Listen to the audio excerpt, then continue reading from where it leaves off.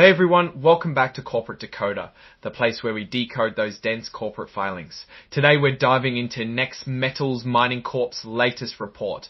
Will it be a gold mine of information or just another pile of rocks?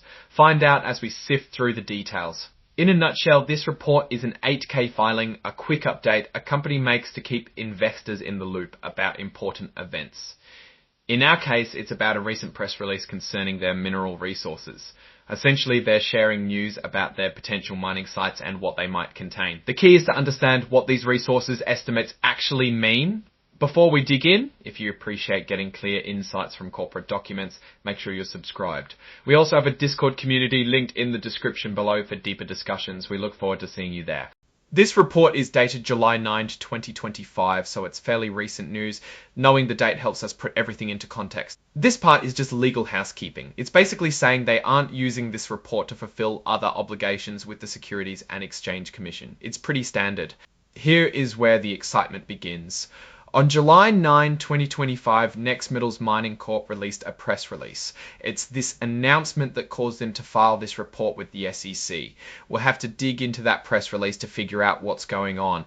This is where things get interesting and also maybe a little complicated. The company is using terms like mineral resources and indicated mineral resources. To understand what they mean, we need to know about Canadian National Instrument 43101 or NI 43101. This is basically a set of rules for how mining companies in Canada report information about their projects. Because NexMetals operates under Canadian law, they need to follow it, which is very important for you and other investors. If they were not following those rules, investors could theoretically accuse them of sharing misleading information, especially on the topic of potentially overstated mineral volume estimates.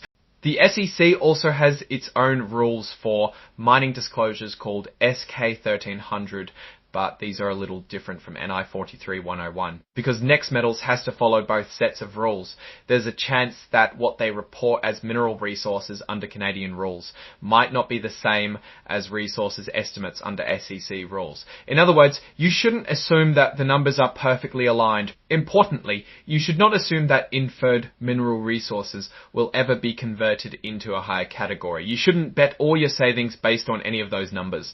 Now let's look at the exhibits. This gives us a list of all the extra documents attached to the report. Here we have Exhibit 99 font. This is the actual press release that NexMetals put out, which is what triggered this whole filing. Now, usually in these situations, investors want to read the press release to understand what they are so excited about. So you'll need to check the original press release to understand the announcement they made contain. The document is signed by Morgan Lekstrom, who is the boss, the Chief Executive Officer, and certified on July 11, 2025. This means the company is standing by the information in the report.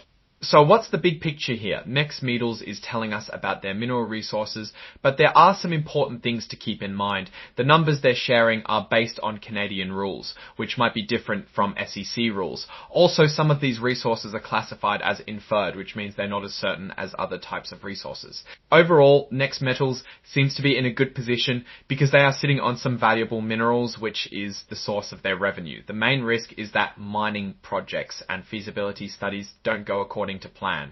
In reality, mining is hard because you have to take into considerations how laws change, how governments act, environmental regulations, and the health of the local economy. This means revenue that seems guaranteed today might not come. Now, what's your take on NexMetals?